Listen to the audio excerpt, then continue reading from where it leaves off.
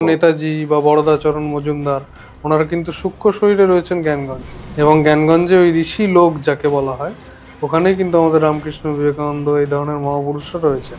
আসলে 20 বছর ধরে যখন আমি সাধনা করতাম তো আমি বিভিন্ন ডিভাইন মেসেজ পেতাম যে আমাদের আত্মা বেরিয়ে গেল। অ্যাকচুয়ালি আত্মা বেরোনো বলে কিছু হয় না, যাতনা শরীর ধারণ করা হয় পিণ্ডদানের মাধ্যমে, পুরো আপনি কঙ্কাল হয়ে গেলেন কিন্তু আপনি বেঁচে আছেন। ব্রাহ্মণ কিন্তু কামধেনুর পুচ্ছ ধরে বৈতরণী পার করে দেয়, তার কোনো যাতনার প্রয়োজন পড়ে না। মোক্ষ বলতে কিন্তু ওই চলে গেলাম গিয়ে থেকে গেলাম তা নয়, এলার কিন্তু একবারে 10 ডাইমেনশন অব্দি চলে যাবে। মানে আমার যা ক্ষমতা সেটা তারই আন্ডারে আপনি ম্যানিফেস্ট করবেন, সেটাই পাবেন যেটা আপনার জন্য সুইটেবল। এক একটা যুগ যখন শেষ হয়ে যায় তখন মহাপ্রলয় হয়, সবকিছু শেষ। মহাভারতের যে সময়টা, সেই সময়টা কিন্তু আমাদের চাইতে আরো আপগ্রেড। আমি তো রামায়ণ মহাভারতকে হাইটেক বলি। রাম নাম লেখা মাত্রই পাথর ভাসছে, কার শক্তিতে? মনোর শক্তিতে। সে আনন্দময় কোষ কিন্তু অ্যাকচুয়ালি দুটো, একটা পুং একটা স্ত্রী। কথামৃত পড়ে আমি দেখতে পাচ্ছি যে বাবা আমার সাধনার সঙ্গে তো সব মিলে যাচ্ছে।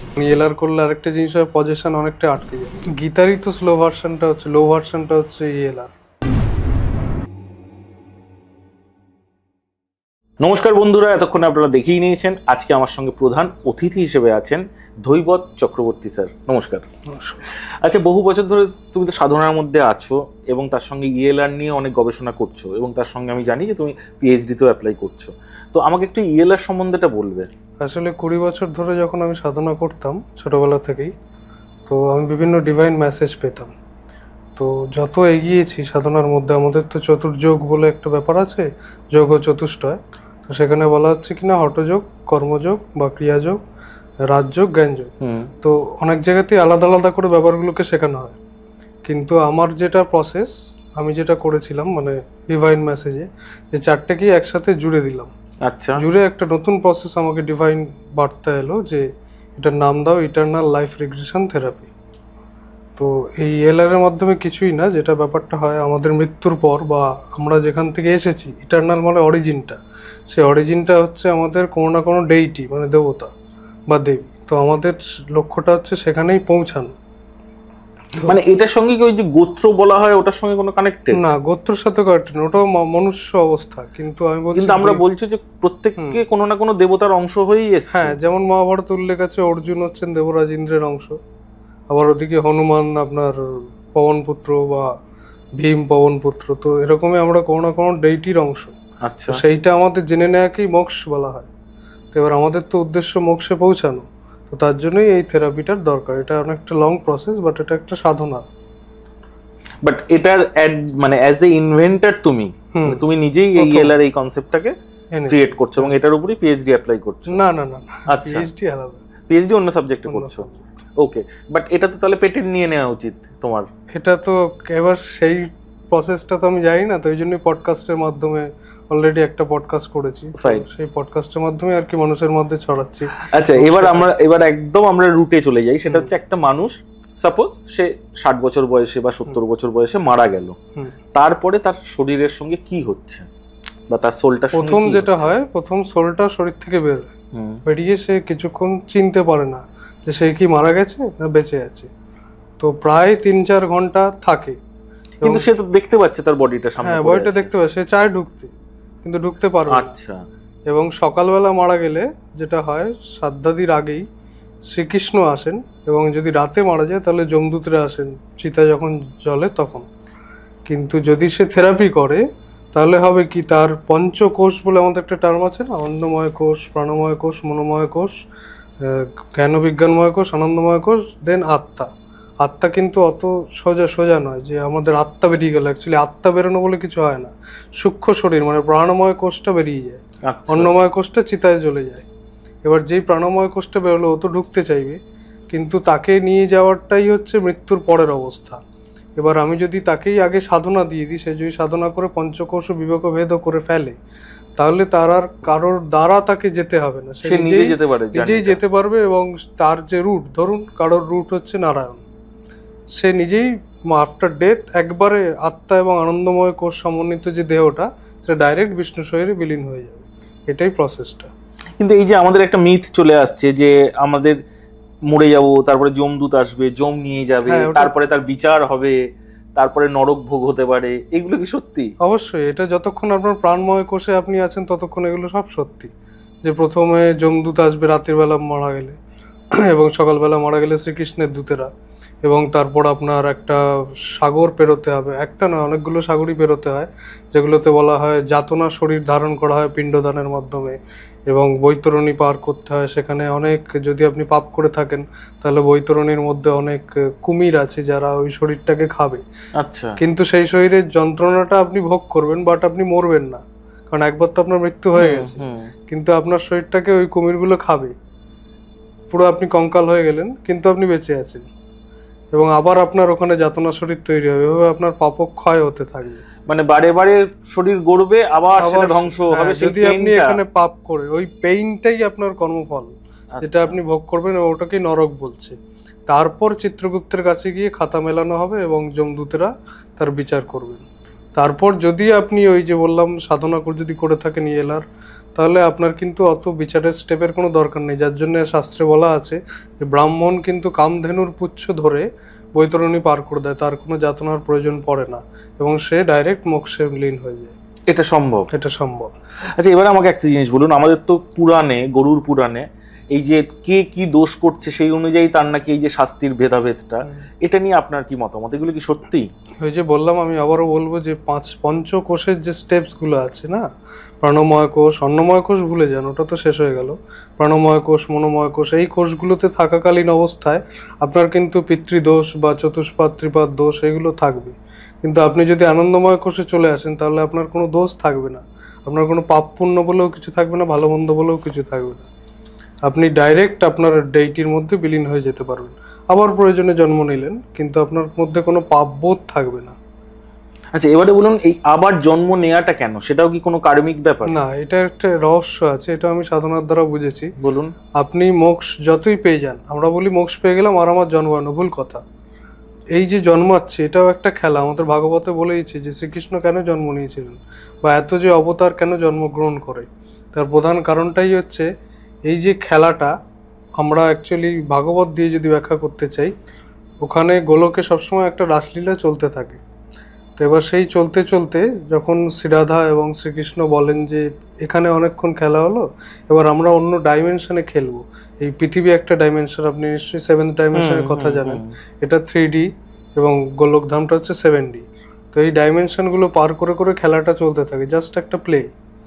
তো তখনই ব্রহ্মার আদেশ হয় এবং বা ব্রহ্মার নির্দেশ হয় যে পৃথিবীতে বা কোনো না কোনো ডাইমেনশনে কোনো একটা ঘটনা ঘটছে, সেই ঘটনার সাপেক্ষে আবার তারা জন্ম নিচ্ছে। আচ্ছা, এই জন্যই আমরা মোক্ষ বলতে কিন্তু ওই চলে গেলাম গিয়ে থেকে গেলাম তা নয়, আবার আসা যাওয়া, এই খেলাটা, এই যে বুঝে যাওয়া। সেটাই, এই ডাইমেনশনেই কি আমরা জন্মাই, নাকি হতে পারে আমরা অন্য ডাইমেনশনেও জন্মাচ্ছি? ওং ভূর ভুবঃস্বঃ জনমহ তপ, এই যে এতগুলো ডাইমেনশন বললাম, ভূ ভুবঃস্বঃ জনমহ তপ, এই এতগুলো ডাইমেনশনই আপনি জন্মাতে পারেন। আচ্ছা, হ্যাঁ। তাহলে এই যে পিএলআর যেটা করা হয় পাস্ট লাইফের ক্ষেত্রে, তো তখন তো মানুষ অন্য ডাইমেনশনের কিছু মনে পড়ে না, তার তো এই ডাইমেনশনের। হ্যাঁ, ওই যেহেতু পিএলআর এর একটা লিমিটেশন আছে, পিএলআর এর একটা লিমিটেশন হচ্ছে ও 3 ডাইমেনশনের বাইরে বেরোতে পারবে না, কিন্তু ইএলআর এর কোনো লিমিটেশন নেই। ইএলআর কিন্তু একবারে 10 ডাইমেনশন অবধি চলে যাবে। আচ্ছা, আপনি আপনার পূর্বজন্ম দেখেছেন? হ্যাঁ। কিরকম ভাবে সেই আমি নিজে, যদিও এটা পডকাস্টে বললে অনেক বিতর্ক আসবে, ছাড়ুন না সেটা, কিন্তু আমি আমার যেটা দেখেছি, আমার যে 7 ডাইমেনশন ফর্ম, সেটা হচ্ছে শ্রীনারায়ণা। আচ্ছা, এটা হচ্ছে আমার 7 ডাইমেনশন ফর্ম, এবং এরকম প্রত্যেকেরই আছে। তো আমিও ওখানে একটা খেলা খেলতে খেলতে সেই খেলাটা ভঙ্গ করে এখানে এসেছি, আবার আমাকে এখানে ওই খেলাটা খেলে আবার আমাকে বেরিয়ে যেতে হবে। এটাই আমার সাধনালব্ধ, আমার যে উপলব্ধি, এবং এটা গীতাতেও বিভূতি যোগ বা বিশ্বরূপ দর্শন যোগে এইটাই পুরোটা ব্যাখ্যা করা আছে।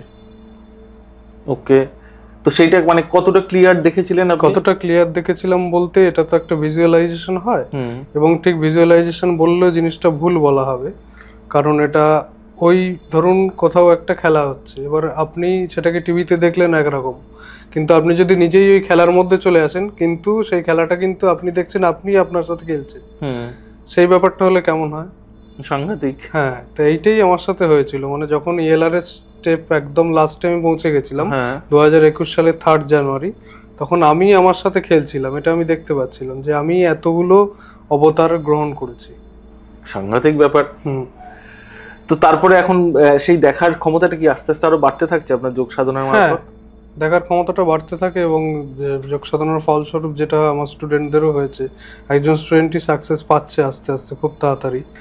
যে কোইন্সিডেন্স যে ঘটনাগুলো সেগুলো আপনি ঘটতে থাকবে, মানে এক একটা চক্র যখন আপনার জাগতে থাকবে বা যখন কোষ দিয়ে ব্যাখ্যা করলে যদি বলি পঞ্চকোষ যখন ভাঙতে থাকবে, তখন কোইন্সিডেন্ট ঘটতে থাকবে, আপনি যা ভাববেন তাই ঘটবে। সেটা নিজের ক্ষেত্রে নাকি সবার ক্ষেত্রে? সবার ক্ষেত্রেই, যে সাধনা করবে সেই পাবে। তার মানে বলছেন যে আমরা এই প্রত্যেক দিন এই যে উঠছি, কাজ করছি, রাতে ঘুমিয়ে পড়ছি, এগুলো সব প্রি প্রেডিক্ট, মানে এগুলো সব লেখা আছে? হ্যাঁ, এগুলো সব প্লে, খেলা। আচ্ছা, এগুলো সবই এক একটা খেলা। এই খেলাটা করতে করতেই আপনাকে, মানে এইটা আপনি বলছেন কোন প্রমাণ থেকে, মানে এটা কোন? এটা তো সাধনা করলে বুঝতে পারবেন, মানে সাধনা যতক্ষণ না করছেন এই জায়গাটা থিওরিটিক্যালি ব্যাখ্যা করতে পারবো না, মানে করা যাচ্ছে না, যায় না। তো যে আপনার যে স্টুডেন্টের কথা বলছিলেন, মানে সে কোন কোন ইনসিডেন্ট গুলো দেখতে পায় এবং সেগুলো আবার ভবিষ্যতে হতে পারে? ধরুন আপনি কিছু ভাবলেন যে আজকে এই ঘটনাটা ঘটবে, তো আমাকে সে উদাহরণ দিয়েছে, আমরা তো এই ফলগুলো চেকিং করি, যে বিভূতি যোগ যখন আমরা ক্লাস নিই তখন, যে সে বাইরে বেরোনো মাত্র সেই ঘটনাটা ঘটে গেল। এবার এটাকে কোইন্সিডেন্স বলে সায়েন্টিফিক ওয়েতে চালিয়ে দেওয়াই যায়, কিন্তু যখন সে এএলআর করছে তখন এটাকে সিরিয়াসলি নিতে হবে, এবং এটা শুধু একবার নয় বারবার ঘটতে থাকবে। তো এর মারফতে আমরা বুঝতে পারি যে আস্তে আস্তে সে সিদ্ধি লাভের দিকে, মানে সেই খেলার মধ্যে ঢুকে যাচ্ছে, মানে তার ওই চক্রটা অ্যাক্টিভ হয়ে যাচ্ছে এবং সে খেলার মধ্যে ঢুকছে। এবারেই হয়তো কোনোদিন সে ওই নিজের সাথে নিজের খেলার সেই ঘটনাটা দেখতে পাবে। সাংঘাতিক ব্যাপার। আচ্ছা, এবার আমাকে বলুন যে এটার জন্য কি ছকের মধ্যে কোনো গ্রহের ইয়ের ব্যাপার থাকে? কেতু স্ট্রং থাকতে হয়। আচ্ছা, যেটুকু আমি গুরুজির কাছ থেকে শুনেছি, আমার গুরুদেব তো অ্যাস্ট্রোলজারও, তো তার কাছ থেকে আমি যেটুকু শুনেছি কেতু স্ট্রং থাকতে হয় আর বৃহস্পতির কৃপা থাকতে হয়, তাহলেই তাদের এই যোগ সাধনাটা সম্ভব। তাহলে হ্যাঁ অবশ্যই, আর ব্রাহ্মণ হলে তো সবচেয়ে ভালো হয়। ওকে, এবং চেষ্টা করলে তো সবই সম্ভব, কারণ ভাগ্য প্লাস চেষ্টা is equal to fall.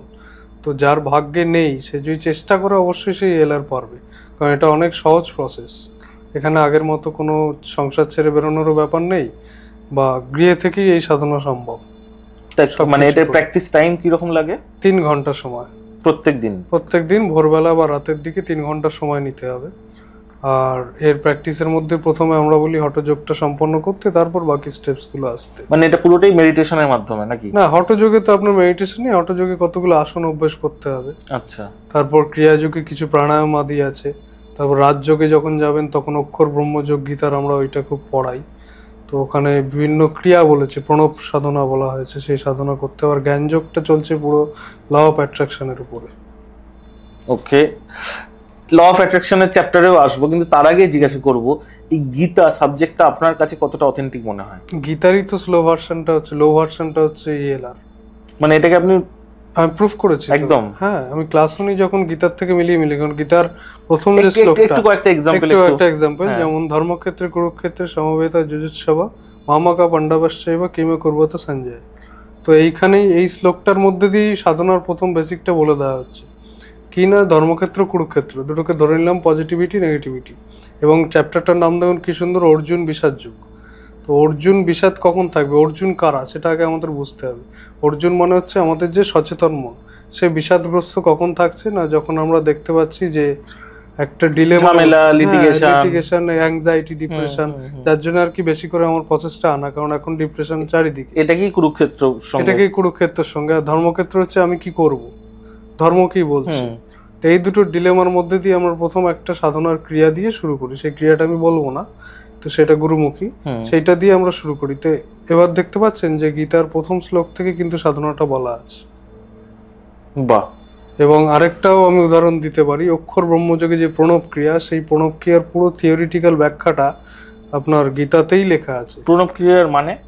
Pranab শব্দ মানে হচ্ছে ওমকার, ও ময় হাসন্ত কার, যেহেতু বীজ আমি নিরাকার। হ্যাঁ, এবারে সেই বীজটা উচ্চারণ করার যে থিওরিটিক্যাল প্রসেসটা, সেটা পুরোটাই অক্ষর ব্রহ্মযোগ চ্যাপ্টারের সম্ভবত 4 নম্বর শ্লোক ওতেই রয়েছে। আর এদিকে আরেকটা রয়েছে 2য় অধ্যায় আমাদের, ওটাও একটা ক্রিয়া আমরা দিয়ে থাকি, তারও যে শ্লোকটা কুতস্থা কশ্মলমিদম বিষমে সমুপস্থিতম অনার্য জুষ্টম অসর্গম অকীর্তিম করম অর্জুন, এটা একটা। এবং দ্বিতীয় হচ্ছে ক্লৈবম মাসমা গম পার্থ নৈতুপপাদ্যতে ক্ষুদ্রং হৃদয় দৌর্বল্যং ত্যক্তস্তিষ্ঠ পরন্তপা। এই দুটো শ্লোক মিলিয়ে একটা ছোট্ট সাধনা আছে, সেটাও গুরুমুখী, আমি তো এখানে দেখাতে পাচ্ছি। তো এইভাবেই আমি দেখেছি যে গীতা মিলিয়ে মিলিয়ে পুরো পুরো রিসার্চটাও সেম। এবং জ্ঞান যোগের যে ল অফ অ্যাট্রাকশন ওটা পুরোটাই রয়েছে আপনার জ্ঞান বিজ্ঞান যোগ, কর্মযোগ, কর্মসন্ন্যাস যোগ, এবং তার যে ফলগুলো শুধু বিভূতি যোগেই আটকে নেই। গুণত্রয় বিভাগ যোগ, শ্রদ্ধাত্রয় বিভাগ যোগ, দৈবসুর সম্পত্তি বিভাগ যোগ এবং লাস্টে মোক্ষ সন্ন্যাস যোগ, এই পুরোটাতেই ফলগুলো ব্যাখ্যা করা আছে। এবার আমাকে একটা কথার জিনিস বলুন, সেটা হচ্ছে অ্যাস্ট্রোলজি আপনি বিশ্বাস করেন? অবশ্যই। তো অ্যাস্ট্রোলজি বিশ্বাস করেন যদি, তাহলে একটা সন্তান যখন জন্মাচ্ছে তখনই কিন্তু তার গ্রহের পজিশন অনুযায়ী আমরা অ্যাস্ট্রোলজিক্যালি চার্ট যেটা তৈরি হয় সেটা অনুযায়ী মোটামুটি একটা টেন্টেটিভ বলে দেওয়া সম্ভব। তাহলে যদি ল অফ অ্যাট্রাকশনটাকে আপনি আবার ঠিক ধরেন যে এটাকে আমি মানছি, তাহলে ল অফ অ্যাট্রাকশনের মাধ্যমে আমি এক্সট্রা কিছু পেতেও পারি, তার মানে সেখানে তো অ্যাস্ট্রোলজি ভুল হয়ে যাচ্ছে। নাও পেতে পারি। তার মানে ল অফ অ্যাট্রাকশন পুরোপুরি 100% ঠিক না, নয়। না, এখানেই তো জানতে হবে। আবার গীতায় বলছে সুখে দুঃখে সময় কিত্বা লাভা লাভ জয়া যেও তত যুদ্ধায় উজ্জস্বন এবং পাপ মাপাপসে। গীতায় বলেই দিচ্ছে যে সুখ দুঃখ যাই আসুক তাতে টলবে না, অটল থাকুক। তো সেখানে আমার চাহিদাটা কেন এরকম ভাবে হবে ম্যানিফেস্ট যে আমার এটাই চাই, এটাই লাগবে, আমার সেটাই চাই যেটা তিনি যোগক্ষেমম বাহম মহম, গীতা এটাও বলা আছে। মানে আমার যা ক্ষমতা সেটা তারই আন্ডারে, অতএব আমি কেন সেইভাবে ম্যানিফেস্ট করব? আমাকে এইভাবে ম্যানিফেস্ট করতে হবে যে আমার জন্য যেটা সুইটেবল সেটা আপনি আমাকে দিন, হে প্রভু আপনাকে ধন্যবাদ। তাহলে এইভাবে ম্যানিফেস্ট করলে আমার ভাগ্যে যা আছে তাই হবে। মানে এখনকার এই যে ট্রেন্ডিং ফেসবুক বা ইউটিউব খুললে যে রিলস পাওয়া যায় যে তুমি যা ইচ্ছা ম্যানিফেস্ট করতে পারো, আমার অডি গাড়ি লাগবে, আমার 5টা ফ্ল্যাট লাগবে, আমি ম্যানিফেস্ট করবো আর আমি পেয়ে যাব। না, গীতা অনুসারে সেটা সম্পূর্ণ মিথ্যে কথা। আপনি ম্যানিফেস্ট করবেন সেটাই পাবেন যেটা আপনার জন্য সুইটেবল বা যতটা তুমি নিতে পারবে, পাওয়ার যোগ্য। যোগক্ষেমম বাহম মহম, আমি তোমাকে স্থির করে দেবো আমি কতটা তোমায় দেবো, এটা স্বয়ং শ্রী ভগবান বলছে। এবং এখানেও কি আগের জন্মের আবার কর্মা চলে আসছে? অবশ্যই। ওই জন্যই তো অ্যাস্ট্রোলজিটা বেশি করে ছকটা দেখা দরকার যে আগের জন্মে তার কর্মফলটা কি ছিল, এবং সাধনা করলে কর্মফল নাশ হয়ে যায়। মানে যদি সে পাপ করে থাকে, আবার সেই পঞ্চকোশ বিবেক ভেদ, যদি তার পাপ করে থাকে তাকে কিন্তু সাধনা দিয়ে আবার এটা ক্লিনজিং করে দেওয়া যাবে। সাধনা মারফতেই কোনো অ্যাস্ট্রোলজি স্টোন একটা করে পরিয়ে দিচ্ছে? না, রত্ন পরাটা উচিত নয় অতটা, কারণ রত্ন পড়লে কি হয়, রত্ন সাথে তো সূর্যের সম্পর্ক, কিন্তু সেই সূর্য তো আমাদের ভেতরেই রয়েছে, আত্মসূর্য। তো আমি যদি তাকেই জাগাতে পারি, আমি কেন বাইরে থেকে অর্নামেন্টস পড়তে যাব? তার মানে এটা একটা খুব সাংঘাতিক পয়েন্ট বললেন যে সবসময় যে অ্যাস্ট্রোলজিক্যালি মতে রত্নই যে শেষ কথা তা নয়, একেবারেই নয়। তার অনেকগুলো রিচুয়ালের মাধ্যমে অনেকগুলো আরো আদার্স ওয়ে আছে। সাধনা করলে আপনার ভেতরের যে আত্মসূর্য, সেই সূর্য জেগে যাবে। আপনার যত রত্ন আছে, সব রত্নের যে শক্তি ওরা, সেই ওরাগুলো তো আমাদের চক্রের মধ্যেই আছে। 114টা চক্র আছে আমাদের শরীরে, সেই চক্রের মধ্যে। আমি তো সেই 7টা জানতাম। 7টা হচ্ছে প্রধান চক্র, কিন্তু ফুল বডি চালাচ্ছে 114টা চক্র। আচ্ছা, এবার সেই 114টা চক্র যোগে যদি ঠিকঠাক কেউ কন্ট্রোল করতে পারে, তাহলে তো মানে ব্লকেজ থাকলেই সমস্যা। হ্যাঁ।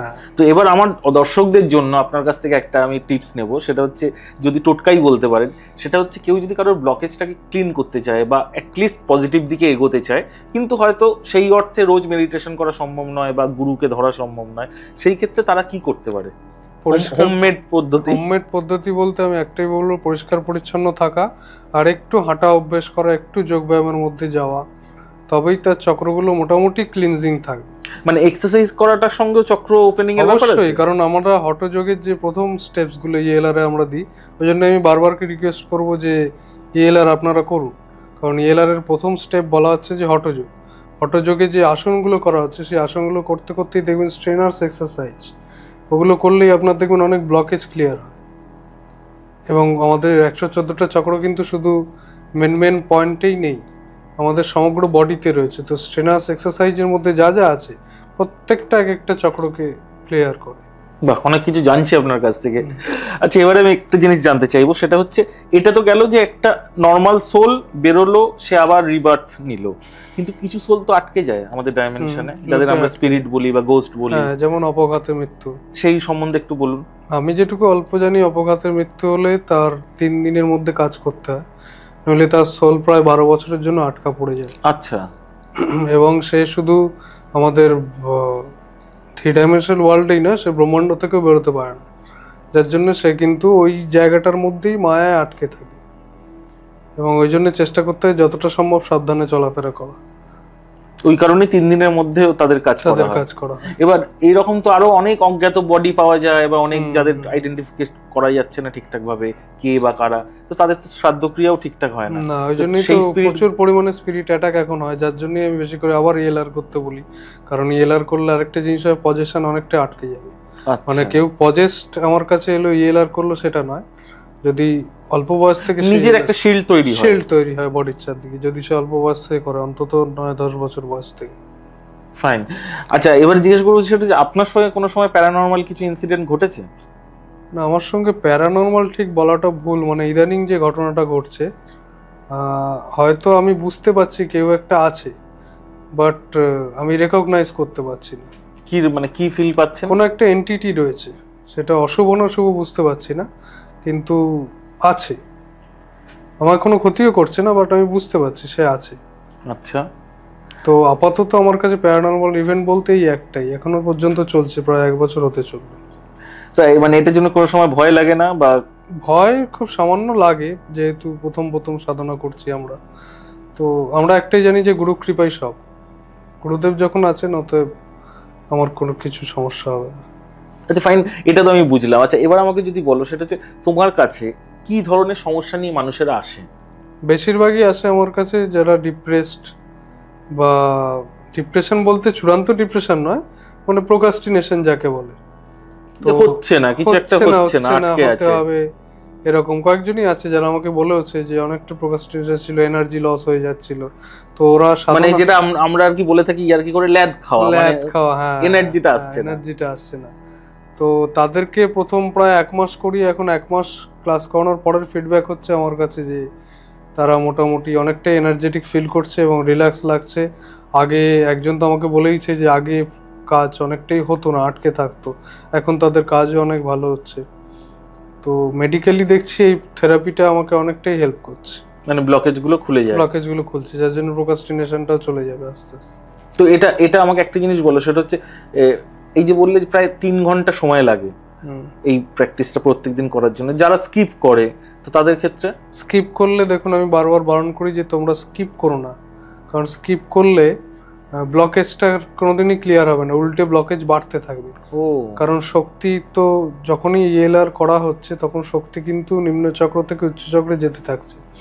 তো এবার যদি মাঝখানে আমি থামিয়ে দিই, তাহলে ওই শক্তি কিন্তু এই দেহকে বিনাশ করতে লেগে যাবে, শক্তির গতিটা পরিবর্তিত হয়ে যাবে। মানে অ্যাকচুয়ালি কনসেপ্টটা কি, যে নিচের চক্র থেকে মূলাধার চক্র থেকে আস্তে আস্তে উপরে ওঠে, মানে প্রাণ বায়ু থেকে আরম্ভ করে ওটা আপনার আনন্দময় কোষ অবধি পৌঁছাবে।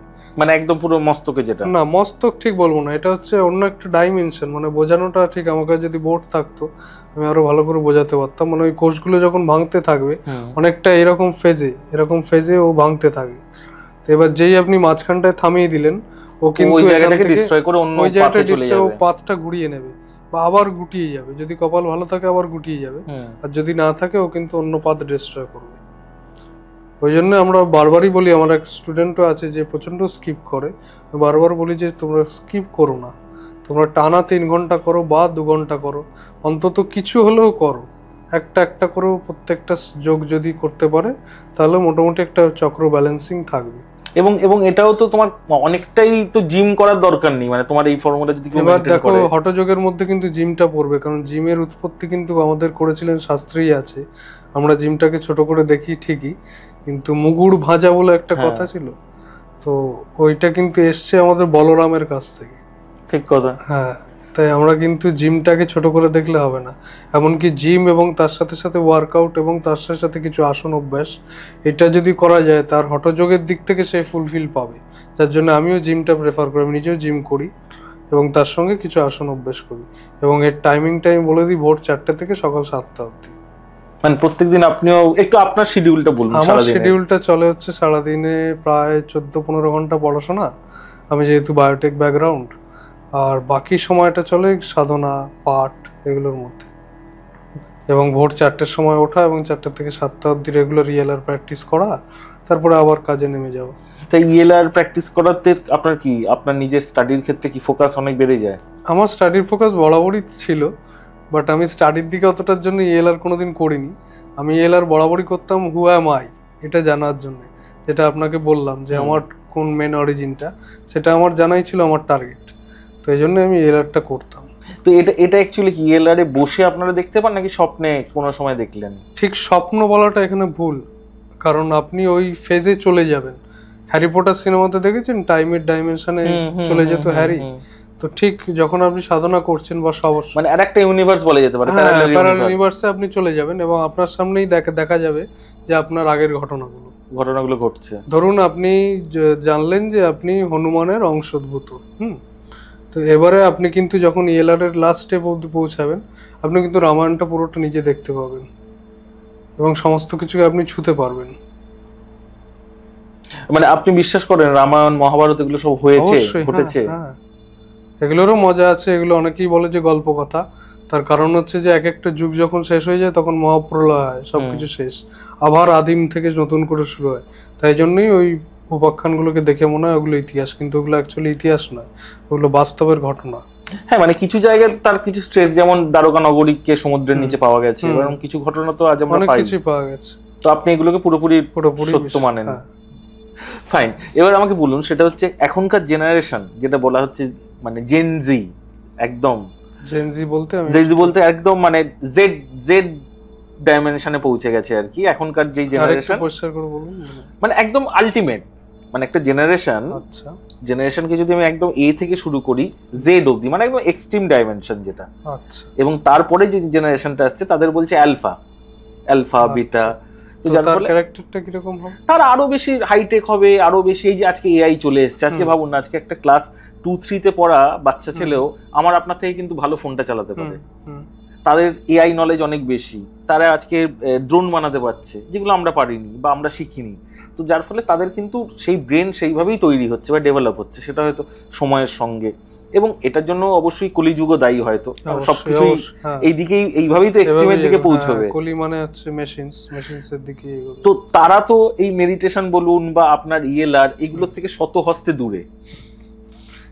তাদের উদ্দেশ্যে আপনি কি বলবেন? আমি তার উদ্দেশ্যে একটাই বলবো যে দেখো, যতই তোমরা মেশিন বানাও যাই করো, সেগুলো তো সবই 3 ডাইমেনশনে, তোমরা তো 7 ডাইমেনশন পৌঁছাতে পারছো না, এবং যেটা মেশিন দিয়ে সম্ভব না, সেটার জন্য কিন্তু আবার আমাকে বেদি উল্টাতে হবে, যেটা এআই দিয়ে সম্ভব নয়। এআই দিয়ে সম্ভব নয়। ভবিষ্যতে সেই যুগ আসবে, সাইকিক ওয়ার্ল্ড, যখন আলটিমেট আপনার মনের সাথে মাইন্ড টু মাইন্ড কানেকশন, অর্থাৎ মনোময় কোষ জাগ্রত হয়ে যাবে। সেই যুগ আসছে খুব শিগগিরই। কথা বলার দরকার নেই, ওয়েভ ফ্রিকোয়েন্সিতে আপনি বুঝতে পারেন। যেমন আমাদের ভাষার যে ভাগগুলো আছে, পরাপশ্যন্তি, মধ্যমা, বৈখরি, আমরা যে লেভেলে কথা বলছি সেটা তো সম্ভবত বৈখরিতে।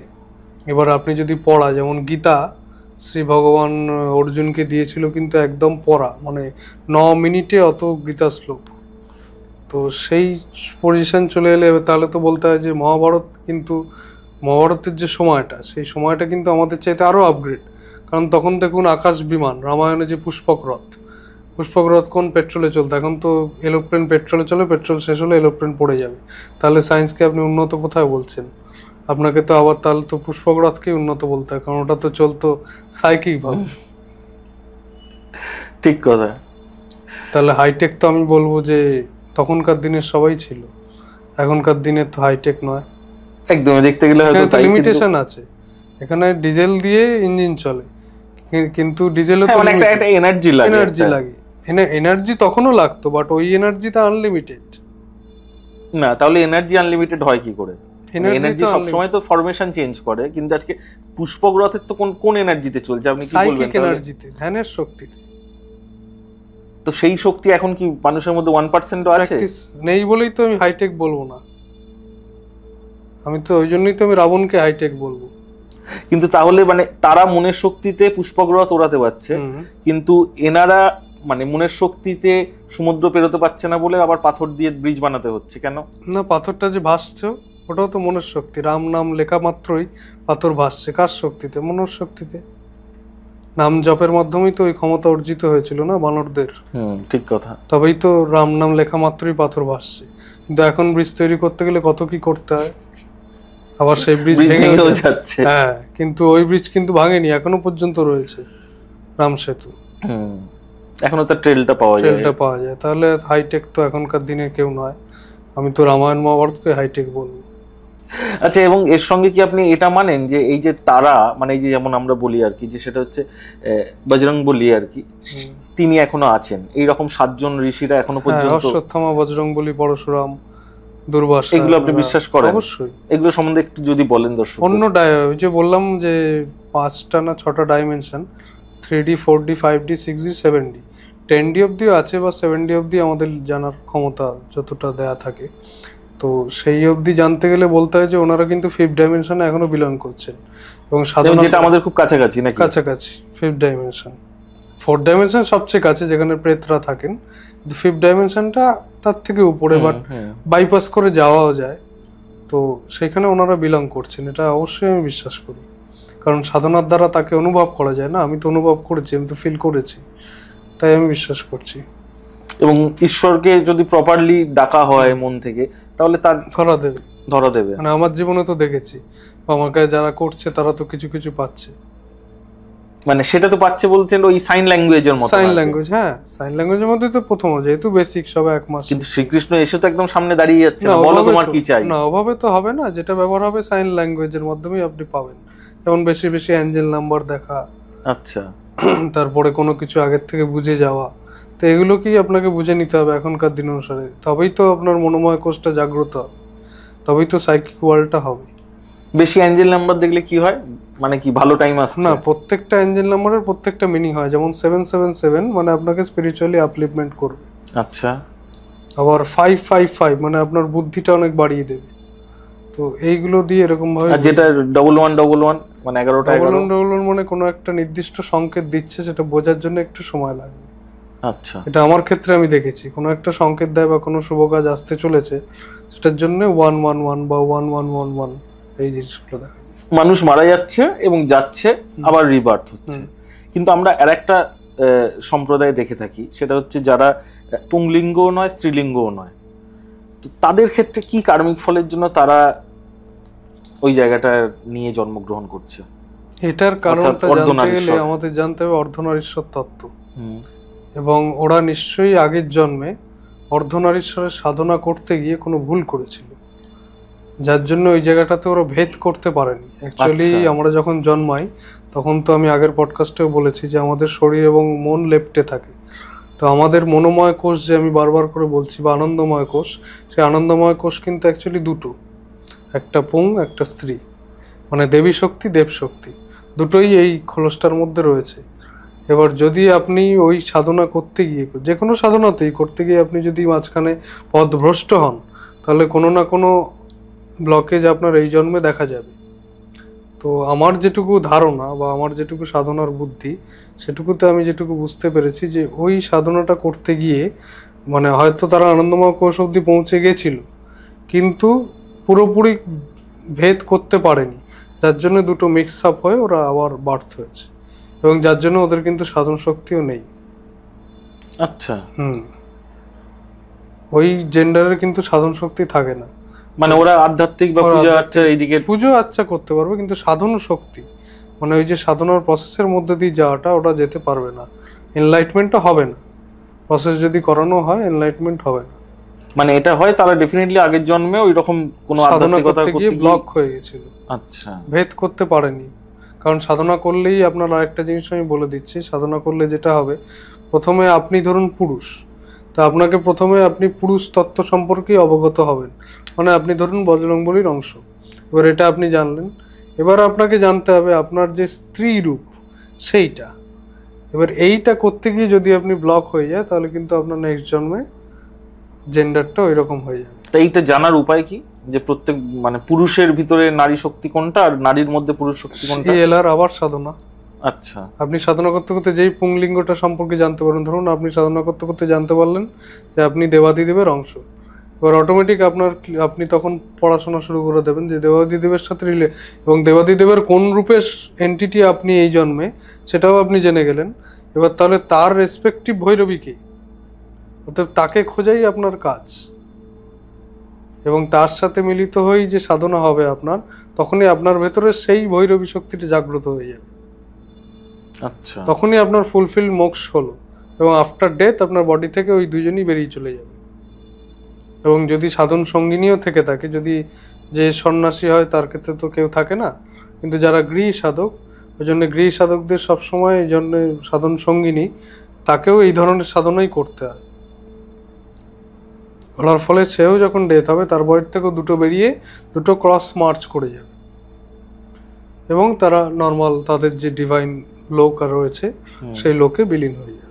আচ্ছা, এই যে রিবার্থ হচ্ছে আমাদের সোলটার, তো সেই ক্ষেত্রে এই যে জ্ঞানীগুণী মানুষ যারা, তাদের রিবার্থ হয়ে তারা কি হয়েছে? ধরে নিন রামকৃষ্ণ বিবেকানন্দর ক্ষেত্রে দেখুন ওরা কিন্তু এখনো জন্মাননি। আচ্ছা, এত বছর ওনারা আটকে আছে কেন? ওনারা একটা অন্য ডাইমেনশনে আটকে আছেন এই ভারতকে রক্ষা করার জন্য। কি রকম? মানে এটা যদি যেমন জ্ঞানগঞ্জ এটাকে সত্যি মনে করেন? অবশ্যই। আমাদের সাম্বালা আছে এবং কোথায় আছে সেটা তো হিটলারও খুঁজে পায়নি। না, সেটা খোঁজা সম্ভব নয়, কারণ সেটা খুঁজতে গেলে আপনার শরীর থাকবে না। আচ্ছা, সূক্ষ্ম শরীরেই সেখানে পৌঁছানো সম্ভব। যেমন নেতাজি বা বরদাচরণ মজুমদার, ওনারা কিন্তু সূক্ষ্ম শরীরে রয়েছেন জ্ঞানগঞ্জে। ওকে। এবং জ্ঞানগঞ্জে ওই ঋষি লোক যাকে বলা হয়, ওখানেই কিন্তু আমাদের রামকৃষ্ণ বিবেকানন্দ এই ধরনের মহাপুরুষরা রয়েছেন, যারা রয়েছেন ভারতকে রক্ষা করার জন্য। হ্যাঁ, হয়তো তারা জন্ম নেবেন কোনো না কোনো সময়। জেনারেলি অবতারের ক্ষেত্রে বলা হয় ম্যাক্সিমাম 150 কি 200 বছর পর আবার জন্মগ্রহণ করে, কিন্তু আমি যেটুকু শুনেছি যে এখনো তারা জ্ঞানগঞ্জেই রয়েছে। তো জ্ঞানগঞ্জের মানে প্রমাণটা কোথায়? মানে এটা কি জ্ঞানগঞ্জের প্রমাণটা বলতে বরদাচরণ মজুমদারের যে বই আছে পথহারার দ্বাদশ বাণী, এখানে জ্ঞানগঞ্জের উল্লেখ আছে। গোপীনাথ কবিরাজ মহাশয়ের বইয়ে জ্ঞানগঞ্জের উল্লেখ আছে। তো সেখানে পরিষ্কার বলাই হচ্ছে যে জ্ঞানগঞ্জে এই ঋষিরা রয়েছেন এবং একজন সাধক রয়েছেন বিশুদ্ধানন্দ সরস্বতী সম্ভবত, উনি তো জ্ঞানগঞ্জে সশরীরে গেছিলেন। সেটা উনি দাবি করেন, তার তো কোনো প্রমাণ নেই। প্রমাণ বলতে দেখুন, তাহলে তো বলতে এলআরেরও কোনো প্রমাণ নেই। ওটা তো আপনিই জানতে পারবেন না। আপনি যখন নিজেই এলআরএস স্টেপে গিয়ে নিজেকে ওরকম ভাবে দেখতে পাবেন, তখন ওটা তো আপনি সবচেয়ে হ্যাঁ, এটা তো রেকর্ড করে আনা সম্ভব না। রেকর্ড করতে পারবেন না, কারণ ডাইমেনশনটা আলাদা না। ওটাকে আপনাকে এসে ডায়েরিতে নোট করে রাখতে হবে, যেটা আমরা করে থাকি, যে যখনই কিছু হয় ডায়েরি মেনটেন। যেমন শ্যামাচরণ লাহিড়ীও করতেন ডায়েরি মেনটেন। তো ওই ডায়েরিটাই আপনার প্রমাণ বা বইটাই আপনার প্রমাণ। তো উনি ওখান থেকে জ্ঞানগঞ্জ থেকে ঘুরে এসে যেটা দাবি করেন, কি বলেছিলেন? ওনার পুরোটা তো আমি জানি না, তবে উনি দেখেছিলেন অনেক ঋষিরা ওখানে রয়েছেন। তো সেখানে একটা প্রোগ্রাম চলে, মানে সবসময় যে প্রোগ্রামের অংশভূত যে তারা ওখানকারই কোনো ঋষিদের পৃথিবীতে পাঠায় কাজের জন্য, যেমন নেতাজি, বরদাচরণ মজুমদার, শ্যামাচরণ লাহিড়ী, বাবাজি মহারাজ, ওনারা পাঠান এবং কাজ হয়ে গেলে আবার ওনারা নিয়ে যান। ওখানে একটা প্রোগ্রাম চলে এই ধরনের, যে কারা কারা পৃথিবীতে আসবে এবং সেই সময়টা পৃথিবীতে একটা কিছু ঘটনা ঘটবে। মানে তারা বলছে পৃথিবীটাকে পুরো ব্যালেন্স করছে ওখান থেকে বসে, ঠিক না? জন্ম নিয়ে এখানে যে জন্ম নিচ্ছে, মানে প্রোগ্রামিংটা ওখানে হচ্ছে, ওই জ্ঞানগঞ্জে মেন প্রোগ্রামিংটা হচ্ছে। খুব ভালো। মানে জ্ঞানগঞ্জ নিয়ে সত্যি অনেক রকমের অনেক চিন্তা ভাবনা মানুষের মধ্যে থাকে, এবং যতটুকু ইউটিউব ফেসবুকের দ্বারা আমরা বুঝতে পারি বা আমার দর্শকরা বুঝতে পারে, এটুকুই আমাদের জ্ঞান। কিন্তু প্রথম আপনার কাছ থেকে এটা সম্বন্ধে বিস্তারিত জেনে এবং এর সত্যতাটা জেনেও ভালো লাগলো। এবার আমাকে বলুন একটু আপনাদের সাধন প্রসেসটা কি রকম? হ্যাঁ, আমাদের সাধন প্রসেসে আমরা 4টে যোগকে কম্বাইন করেছি। তো হঠযোগের মধ্যে আমরা গীতা মিলিয়ে যদি বলি, তো অর্জুন বিষাদ যোগ, সাংখ্যযোগ এবং কর্মযোগ, এই 3টেকে আমরা হঠযোগের মধ্যে রাখছি।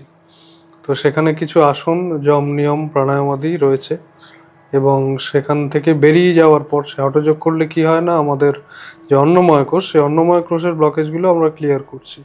এবার তাহলে আমাকে চলে যেতে হবে প্রাণময় কোষের পরের পর্যায়ে।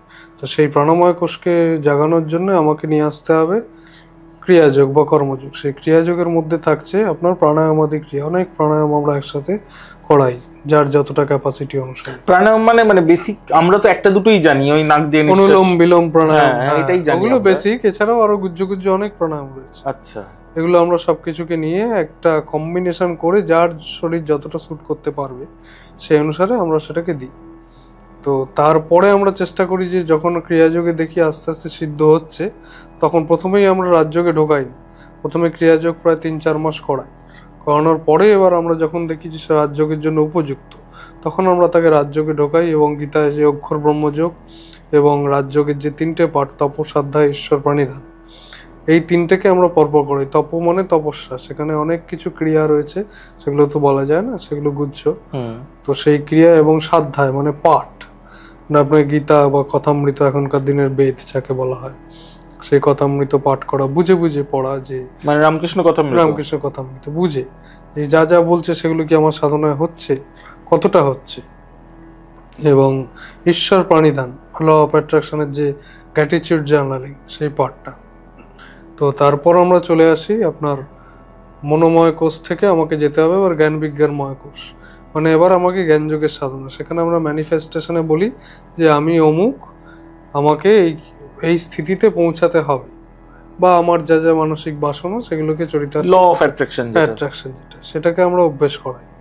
এবং এর সাথে কিছু খাদ্য তালিকা বেঁধে দিই, বলি যে আপনার যতটা লো লাইট খাবার খাওয়া যায় সহজ পাচ্ছ, মানে ভেজটাই বেশি প্রেফার করেন নাকি? না, ভেজ নন ভেজ বলে না, নন ভেজের মধ্যে সহজ পাচ্ছ যেগুলো, সেগুলোকেই আমরা প্রেফার করি। না, রেড মিট গুলো অ্যাভয়েড করলে ভালো হয়। অ্যাভয়েড করলে ভালো হয়, বা যদি কোনোদিন রিচ খেয়ে ফেলো পরের দিন ক্যালোরি বার্ন করা, এটা আমরা সবসময় রেফার করি। আর খুচখাচ মেডিসিন তো লাগেই, সেগুলো দিয়ে একটা টোটাল কম্বিনেশন আমরা তৈরি করেছি। তো সেইটা আবার বিভিন্ন পেশেন্টের মধ্যে অ্যাপ্লাই হচ্ছে। এটার প্রসেসটা প্রায় কত দিনের, মানে এই তিনটে স্টেজও আমি যদি ধরি? দেখুন, সাধনার প্রসেস কিন্তু অনেকটা লং, 3 বছর তো মিনিমাম, এবং কারোর 5 থেকে 10 বছরও লাগতে পারে। বাবা, পুরোটাই আধার অনুসারে।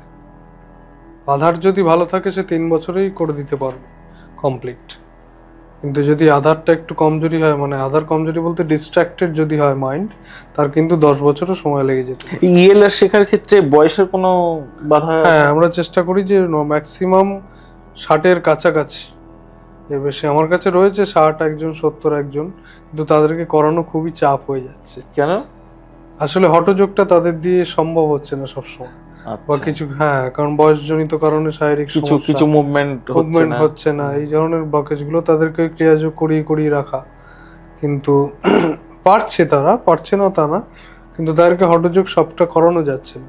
ওই জন্য চেষ্টা করি একদম 9 বছর বয়স থেকে যদি ম্যাক্সিমাম 50 অব্দি, এই সময়টাতেই যা করার করে নেওয়া ভালো। মানে এই যে একজন শিশু যদি 9 বছর ধরে নিই, 9 বছর থেকে যদি কেউ শেখে, সেই জীবনে কতটা পরিবর্তন দেখতে পাবে? অনেকটা। তার মাইন্ড যদি ডিস্ট্রাক্টেড না থাকে, সে ধরুন 12 বছর বয়সে আপনার সিদ্ধি লাভ করে গেল, এবার সে 12 বছরের পর থেকে তার জীবন পুরো পাল্টে যাবে, কারণ সে তো সবকিছুকে তার মানে আগের জন্মের খাতিরে দেখছে না। তার কাছে তো কোনো অ্যাংজাইটি, ডিপ্রেশন কিছুই ছিল না, পুরোটাই সে কর্মের সঙ্গে ব্যালেন্স করে নেবে। কোনো রাগ দেশ থাকবে না, কিছুই থাকবে না তার। মাটির মানুষ, যেটা 2025-এ তো খুব খারাপ। কারণ রামকৃষ্ণই তো বলেছে যে কোনো সময় ফোর্সও করতে হয়। হ্যাঁ, এবার ফোর্স করাটা এখনকার দিনে অতিরিক্ত ফোর্স করা, সবসময় ফোর্স করছে। কিন্তু ঠাকুর তো তা বলে যায়নি। এই জন্য এখনকার দিনে ওই কথামৃত অনুসারে তৈরি করতে গেলে ওই 9 বছর বয়স থেকেই মোটামুটি। কথামৃত সম্বন্ধে বলুন না, মানে সত্যি এই জিনিসটা খুব অবাক লাগে যে তখনকার সময় ক্যামেরা নেই, হ্যান্ডিক্যাম নেই, তবুও যে কেউ বসে বসে প্রত্যেক দিনে যা যা হচ্ছে ঘটনা, এবং এত সুন্দর করে সেই বর্ণনা দেওয়া আছে, পুরো পড়লে কিন্তু আজও মনে হয় যেন আমরা সেই জায়গাটায় পৌঁছে যাচ্ছি। এটা একটা খুব মিরাকেল, কিন্তু মানে লেখারও কতটা শক্তি, পড়লে পুরো চোখের সামনে ভাসছে যে উনি বসে আছেন, অমুক এলো, বাইরে বৃষ্টি হচ্ছে, এইটা নিয়ে আলোচনা হচ্ছে। এইটা নিয়ে আপনার কি মতামত?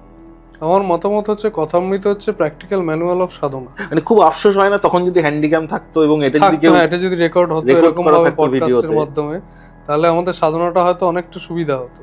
কিন্তু অখণ্ড কথামৃত দিকে আমরা যেটুকু সাধনা করেছি, এবং প্রথম থেকে আবার গীতার মতোই প্রথম চ্যাপ্টারে যেমন ধরুন প্রেমের শরীর বলে একটা শব্দ রয়েছে, তারপর শান্ত দাস্য সখ্য বাৎসল্য মধুর, এই প্রেমের যে উল্লেখ আছে পুরোটাই প্রেম সাধনার উপরেই বেস করে। তো এগুলোর সাথে প্রত্যেকটা আমরা যখন চক্র উন্নীত হয়েছে বা কোষ ভেদ হয়েছে, তখন আমরা নিজেরা উপলব্ধি করে মহারাজদের বলেছি, আমি রামকৃষ্ণ মিশনের স্টুডেন্ট, তো সেখান থেকে আমার কথামৃত পাওয়া। তো কথামৃত পড়ে আমি দেখতে পাচ্ছি যে বাবা, আমার সাধনার সঙ্গে তো সব মিলে যাচ্ছে। এবং কত বছর আগে প্রত্যেকটা কথা কিন্তু আজকের সঙ্গে প্রত্যেকটা কথাই মানানসই হবে, এবং সেখানে প্রত্যেকটা যে কটা, মানে ঠাকুর অনেক অগাধ জ্ঞান ছিল কিন্তু মানুষটির। ঠাকুর অনেক কথাই বলেছে যেগুলো ডুয়েল মিনিং, এবং সংসারীদের জন্য সমানভাবে প্রযোজ্য, সন্ন্যাসীদের জন্য সমানভাবে প্রযোজ্য, এই প্রেমের শরীর দুজনের ক্ষেত্রেই সমানভাবে প্রযোজ্য। তো ইটস মিরাকেল একবারে। কোন পার্টিকুলার উক্তি বা পংক্তি মনে পড়ছে মাথায়, যেটা ভালো লাগে? মাথায় এই যে প্রেমের শরীর তৈরি হয় বলে একটা উক্তি মনে পড়ছে, তারপর একটি দুটি সন্তানের পর ভাই বোনের মতো থাকতে হয়, এটা যেমন সংসারীদের উনি বলে গেছিলেন। তারপরে প্রেমের শরীরের কথা যে বারবার বলছি, এই প্রেমের শরীরটা বোঝাতে গিয়ে আমরা সাধনা করে দেখতে পেয়েছি এই প্রেমের শরীর মানে কিন্তু অ্যাকচুয়ালি আনন্দময় কোষ। অর্থাৎ যেটা লেখা আছে আপনার অষ্টাঙ্গ যোগমার্গে, উনি সেটা কথামৃতে এক কথায় বলে দিচ্ছেন।